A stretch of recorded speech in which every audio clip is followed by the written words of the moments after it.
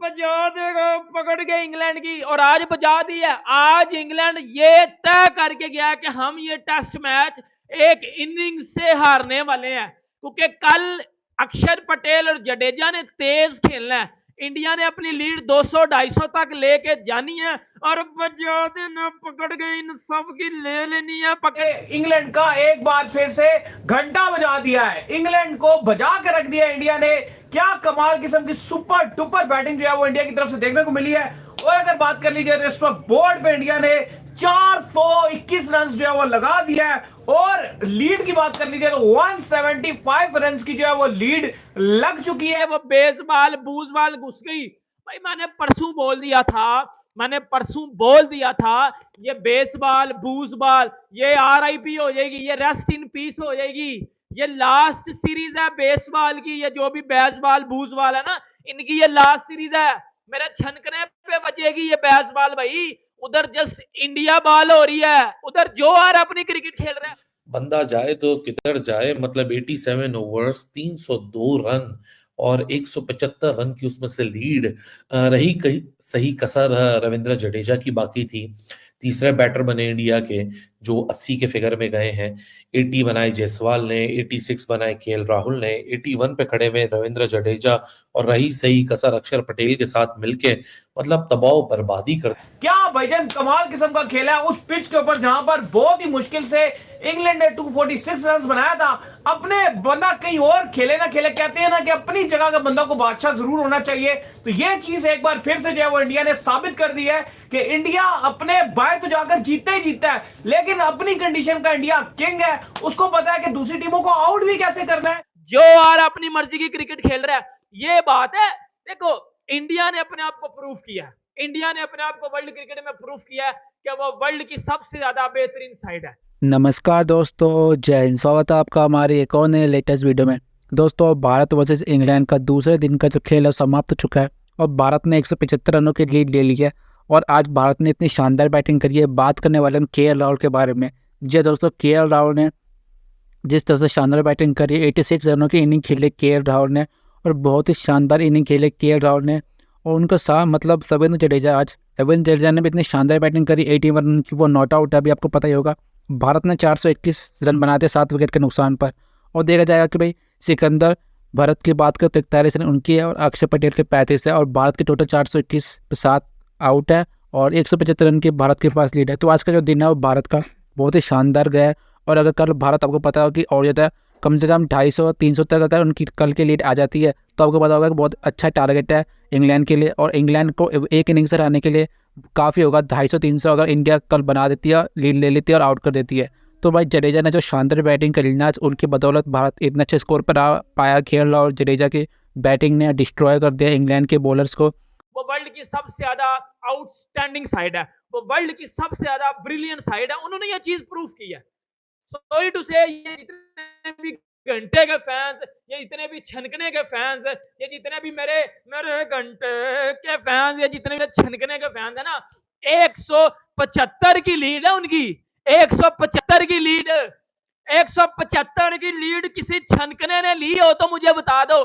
हम मैं भाई, हम हमारे घर में जब ये इंग्लैंड आई थी ना भाई, हम एक दिन में हमें 600 मारा था इस इंग्लैंड ने।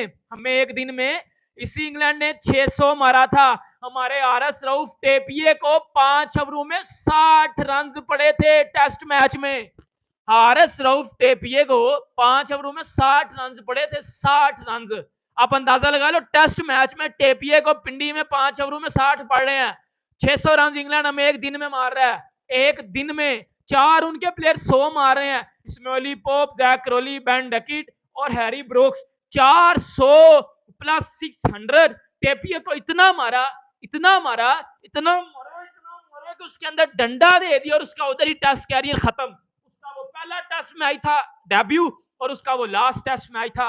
इतना मार दिया था टेपिये को, टेपिये को सांस नहीं था आ रहा। बजा दी थी, पकड़ के घुसा दी थी, पकड़ के उनकी उधर ही। बेटा, ये इंग्लैंड जब इंडिया आई है तो इनके माइंड में था कि हम आएंगे इंडिया में, बेसबॉल खेलेंगे, इंडिया को हरा देंगे। ये क्योंकि जाहिर सी बात है, वो ऐसा तस्वर ला सकते थे, वो ऐसी चीजें सोच सकते थे। उसकी वजह मैं बता दूं, उसकी वजह अब ये थी क्योंकि इंग्लैंड को बेसबॉल में कोई पकड़ नहीं था रहा, ना ऑस्ट्रेलिया ने पकड़ा है ना न्यूजीलैंड ने पकड़ा है।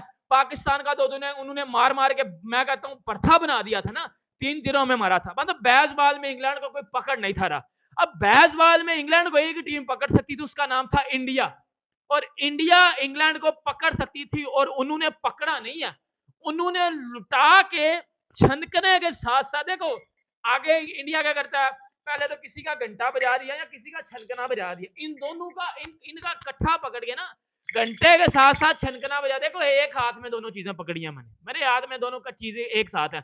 और उसको पता है कि दूसरी टीमों के अगेंस्ट रन्स भी कैसे करना है। तकरीबन 80% ये मैच इंडिया अपने हाथ में पूरी तरह ले चुका है, और इंग्लैंड जो कि बेसबॉल बहुत करते थे, उनको उन्हीं की मेडिसिन का मजा चखाकर पूरी तरह से इंडिया छाया हुआ है। बात कर ली जाए केएल राहुल की, बात कर ली जाए रविंद्र जडेजा की, तो बहुत बुरे तरीके से इंग्लैंड को आज इन्होंने मारा है। इंग्लैंड को ये मारते मारते आ रहे हैं। मुझे लगता है जो बड़े जखीर पर इन्होंने राज किया था, इसका कहीं ना कहीं बदला खेला इंडिया लेता रहता है इनसे। नहीं भाई, तारीखी लीड इंडिया ले चुका है।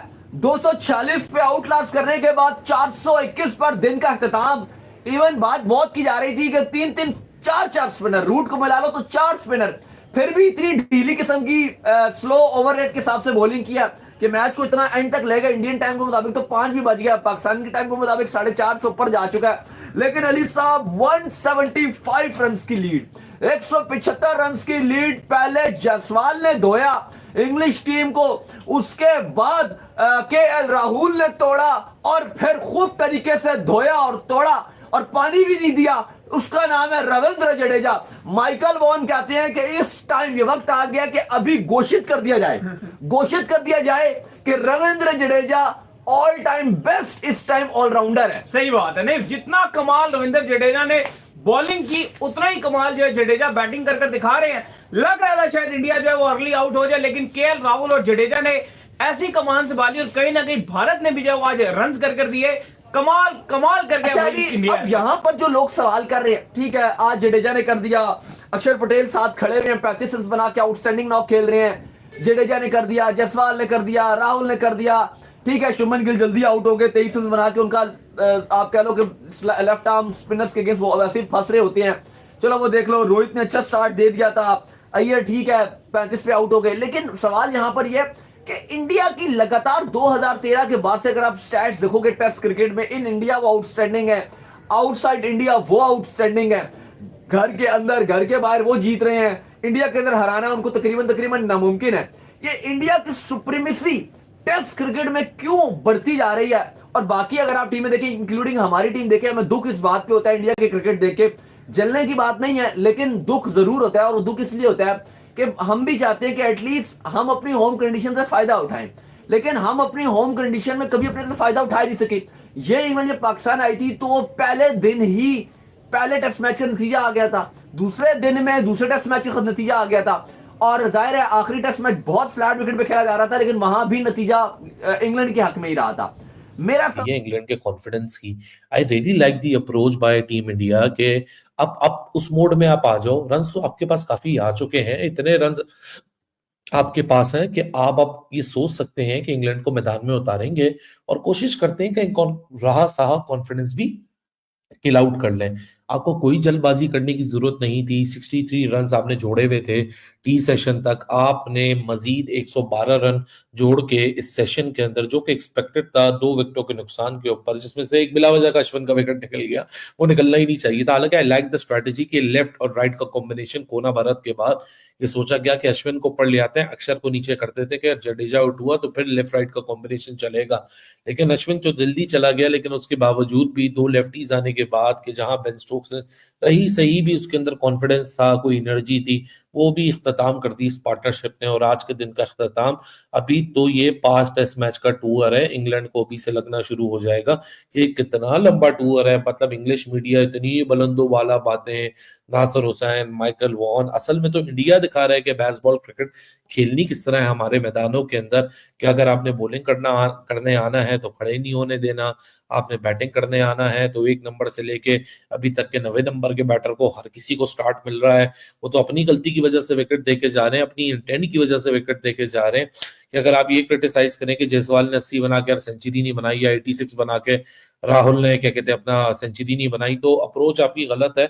आपको ये सोचना होगा कि वो इंटेंटफुल इनिंग्स थी जिसकी वजह से वो मैच डिफाइनिंग 80 रन की इनिंग बनी, मैच डिफाइनिंग 86 रन की इनिंग बनी, और अब कॉन्फिडेंस क्रशिंग 81 रन की इनिंग रविंद्र जडेजा के बल्ले से वो आज का दिन का क्लोज करेंगे नॉट आउट रह के 81 के। कल आइए 35 रन के ऊपर अक्षर पटेल और अब कोई रन जोड़िए और फ्रस्ट्रेट कीजिए। मतलब इंग्लैंड का कॉन्फिडेंस इस हद तक ले जाइए कि अगले 4 टेस्ट मैचेस में या अगले 2-3 टेस्ट मैचेस में उनको यही सोचने में लग जाए कि हमने संभलना कैसे इस कंडीशन में। बेन स्टोक्स बॉलिंग कर नहीं रहे हैं, उनकी इंजरी कंसर्न्स थे, बहुत ज्यादा प्रेडिक्टेड था कि वो बॉलिंग करता हुआ नजर नहीं आएगा, एकदम से कोई बैलेंस नजर नहीं आ रहा। और सितम जरीफी ये है जिस तरह इंग्लैंड ने उनको दीवार से घसीटा, क्या है दीवार पर जाके बिल्कुल ही दबा दिया है कि जो रूट जो कि technically part timer spinner consider किया जा रहा है, 3 फ्रंट लाइन स्पिनर्स के बाद ही has been the most effective spinner in these conditions for team England. So तबाह बर्बाद हो चुका है कॉन्फिडेंस इंग्लैंड का।